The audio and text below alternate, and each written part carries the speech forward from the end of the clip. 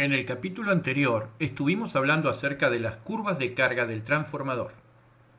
Vimos que según la naturaleza de la carga, tenía influencia en la caída de tensión interna. Así, por ejemplo, una carga capacitiva prácticamente no producía caída de tensión interna, mientras que una carga resistiva producía mucho más caída interna que una capacitiva, y con la carga inductiva dicha caída interna se acentuaba mucho más. Hablamos además del balance de potencias en el transformador. Hablando del balance de potencias activas, dijimos que teníamos una potencia de entrada, la cual en el bobinado primario presentaba pérdidas en el cobre, es decir, por efecto Joule o calentamiento. En el núcleo a su vez presentaba pérdidas por histéresis y Foucault. Y luego teníamos que agregar a eso las pérdidas en el cobre en el bobinado secundario, por lo cual a la salida nos quedaba solamente una potencia P sub 2 que era igual a la potencia de entrada P sub 1 menos las pérdidas. También analizamos el balance de potencias reactivas. Dijimos que el transformador tomaba de la red una potencia reactiva Q sub 1 y en el primario teníamos pérdidas por reactancia de dispersión, las cuales daban lugar a una potencia reactiva llamada Q sub D1. En el núcleo a su vez teníamos una potencia Q magnetizante igual a V1 por I sub 0 por seno de Phi sub 0, es decir, tensión del primario por corriente de vacío por seno de Phi del vacío. En el secundario, a su vez, teníamos una potencia reactiva que representaba las pérdidas por reactancia de dispersión en dicho devanado, de manera tal que si a la potencia reactiva que tomaba el primario de la red le restábamos las pérdidas, obteníamos una potencia reactiva Q sub 2 en el devanado secundario. Definimos el rendimiento del transformador como el cociente entre la potencia útil entregada en el secundario y la potencia absorbida por el primario, multiplicado por 100 para lo que nos dé en un porcentaje. Este rendimiento entonces es igual a la potencia útil que se puede calcular mediante la fórmula V sub 2 por I sub 2 por coseno de Phi sub 2 sobre la potencia absorbida por el primario, que es igual a la potencia útil más las pérdidas.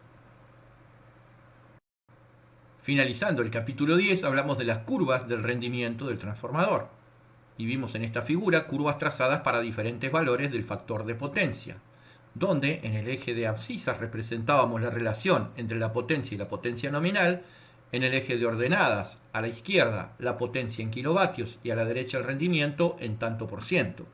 También encontrábamos la recta que representaba las pérdidas en el hierro, las cuales dijimos que eran constantes para cualquier condición de carga del transformador, y la curva correspondiente a las pérdidas en el cobre, que era una parábola porque era una función que dependía del cuadrado de la intensidad de la corriente.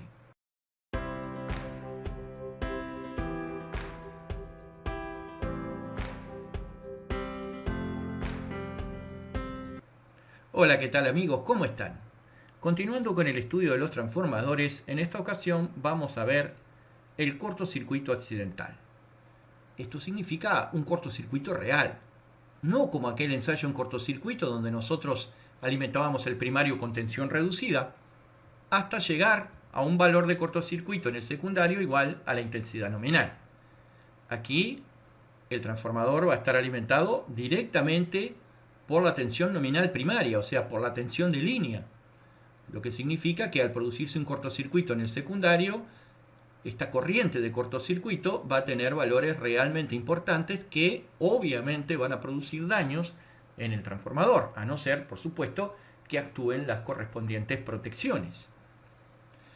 Vamos a ver si podemos llegar a una expresión matemática de esta intensidad de cortocircuito real o accidental. Partimos del circuito equivalente del transformador reducido al secundario. Esta ZS que tenemos aquí es la suma vectorial de resistencia reducida al secundario más reactancia reducida al secundario.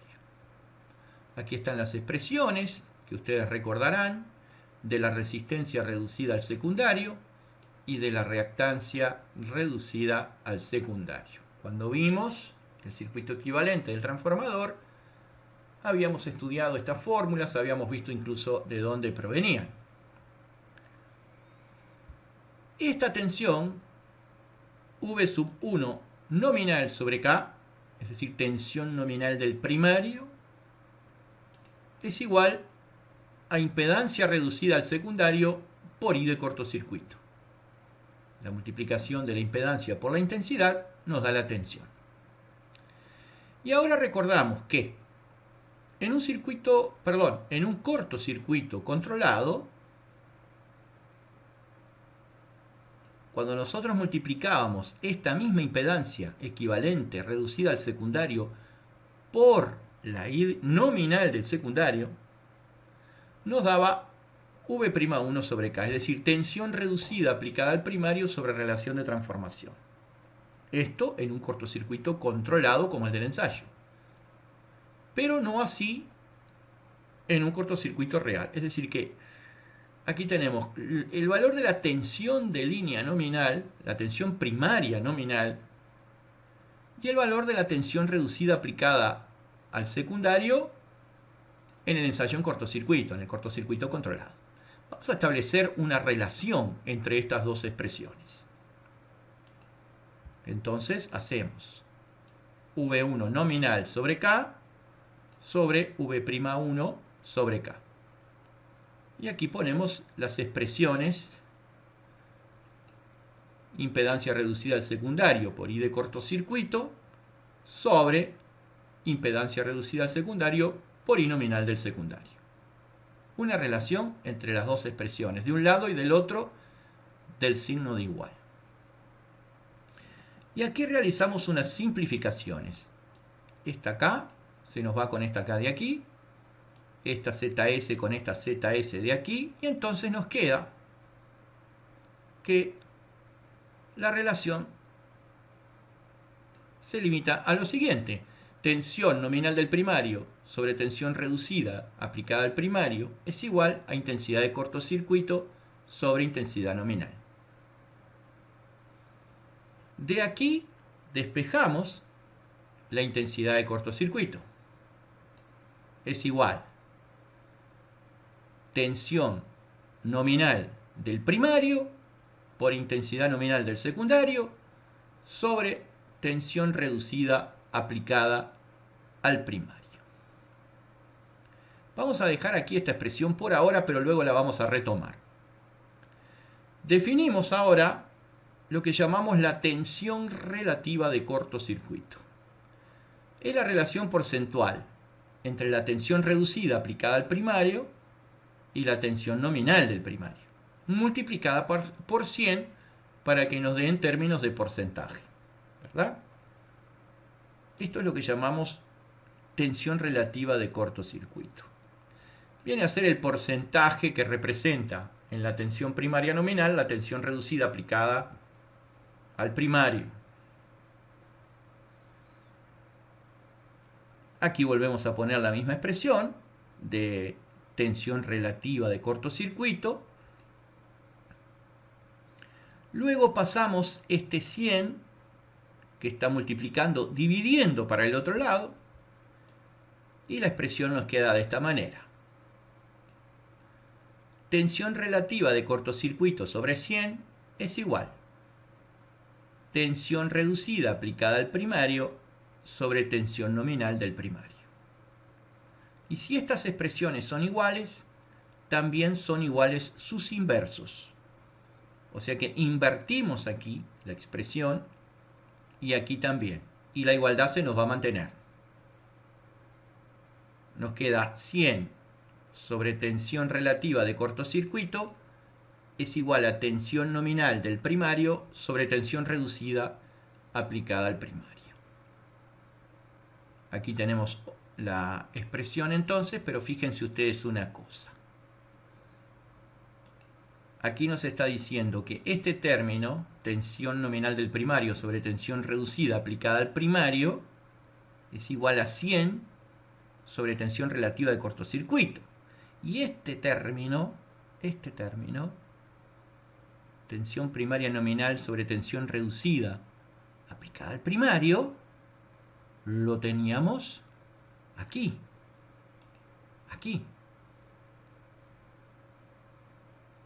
Quiere decir que en esta expresión perfectamente yo puedo reemplazar esto por esto. Entonces yo puedo poner que 100 sobre tensión relativa de cortocircuito es igual a I de cortocircuito sobre I nominal del secundario. ¿Bien? Y de acá voy a despejar la I de cortocircuito real o accidental. Y me va a quedar I del secundario nominal por 100 sobre tensión relativa de cortocircuito. Este es el valor de la corriente real de cortocircuito. Yo podría calcularla conociendo simplemente estos datos que son fáciles de obtener a través de los ensayos. Intensidad de cortocircuito accidental o real.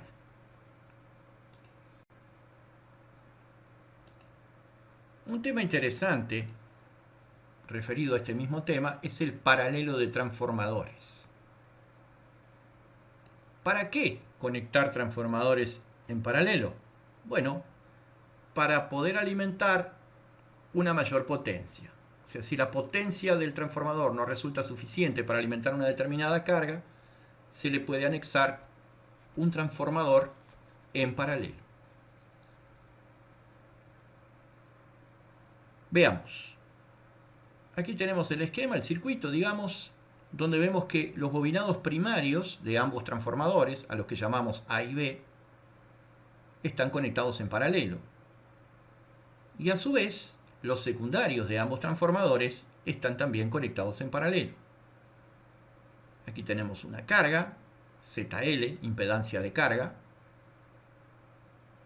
Y aquí vemos que la corriente que recibe esta impedancia, o que demanda esta impedancia, va a estar repartida entre los dos transformadores. O sea que cada uno de ellos va a aportar una parte de esa corriente y por ende una parte de la potencia que la carga requiere.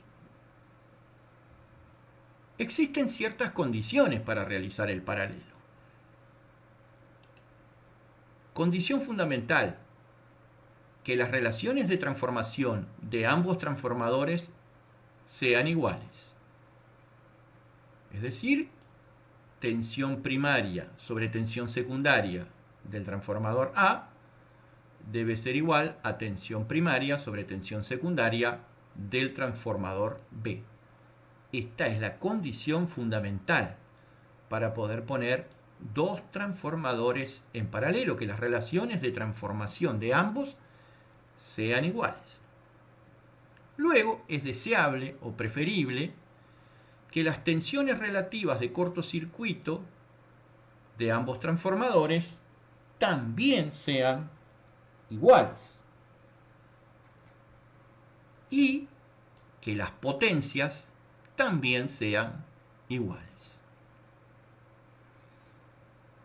Otra cosita que no es menor es tener en cuenta, tomar la precaución de que al poner en paralelo los secundarios, conectar entre sí los bornes homólogos. ¿Qué son los bornes homólogos? Bueno, ahora lo vamos a explicar. Y también vamos a explicar qué pasa si no se cumplen estas condiciones para la puesta en paralelo de los transformadores. Bien, como dijimos, es indispensable que las relaciones de transformación de ambos transformadores sean iguales. Esto significa que las tensiones de los dos secundarios deben ser iguales. ¿Y qué sucede si no es así? ¿Qué sucede si tenemos en uno de los transformadores, nos entrega una fuerza electromotriz E sub A, el otro una fuerza electromotriz E sub B, donde, por ejemplo, E sub A es mayor que E sub B? Si nosotros restamos ambas fuerzas electromotrices, vamos a tener una fuerza electromotriz resultante a la que llamamos E sub 0. Y al no ser iguales las dos tensiones, se va a producir una corriente entre los secundarios que se llama corriente igualadora. Aquí, como está en vacío el circuito, o sea, no tenemos carga conectada, yo le voy a llamar I sub 0 a esa corriente igualadora, y va a ser igual a la diferencia de las fuerzas electromotrices sobre la suma de las impedancias reducidas a los secundarios de ambos transformadores. Por esta razón es que las tensiones secundarias deben ser iguales, dado que de lo contrario se produce esa circulación de corriente entre los secundarios, y esto evidentemente genera ciertos perjuicios, tales como aumento de las pérdidas en el cobre y reducción de la vida útil de los transformadores. También dijimos que había que observar de conectar bornes homólogos en los secundarios al realizar la puesta en paralelo. Bornes homólogos son aquellos entre los cuales no existe diferencia de potencial. Si bien estamos hablando de corriente alterna, debemos cuidar que la polaridad instantánea de ambos transformadores sea tal que se unan polos iguales. En algún momento, en algún instante del ciclo de la corriente alterna, se va a dar que estos dos bornes son positivos, mientras que estos otros dos son negativos. Si nosotros unimos al revés un positivo del transformador A con un negativo del transformador B, obtendremos una circulación de corriente entre los secundarios y no a través de la carga que eventualmente conectaremos en ellos. Así que si conectamos un voltímetro entre un borne del transformador A del secundario y un borne del secundario del transformador B, y ese voltímetro no acusa tensión, significa que estos bornes son homólogos. Si por el contrario acusa tensión, significa que no son bornes homólogos, o sea que la conexión debe realizarse exactamente a la inversa. Aquí estudiamos lo que sucede cuando ponemos los transformadores en paralelo a través de lo que es el circuito equivalente reducido al secundario. Aquí tenemos la impedancia reducida al secundario del transformador A en paralelo con la impedancia reducida al secundario del transformador B. Así es como se puede simplificar el circuito. Como podemos ver, la intensidad total que requiere la carga está dividida en una intensidad I sub 2A que entrega el transformador A y una intensidad I sub 2B que entrega el transformador B. Si las potencias de ambos transformadores son iguales, entonces los dos se van a repartir la carga en partes iguales. O sea que ambas intensidades van a ser iguales, por lo que el reparto de carga va a ser equitativo. Pero si las potencias de ambos transformadores son diferentes, entonces un transformador resultará recargado. ¿Cuál va a ser el transformador que quede más recargado? Aquel que tenga una impedancia reducida al secundario de menor valor, ya que la corriente siempre elige para circular el camino más fácil y va a pasar a través de la impedancia que tenga menor valor. Así como a veces conectamos los transformadores en paralelo para obtener mayor intensidad, aunque con la misma tensión, también podemos conectar los secundarios en serie. En este caso estaríamos obteniendo una mayor tensión, pero con la misma intensidad.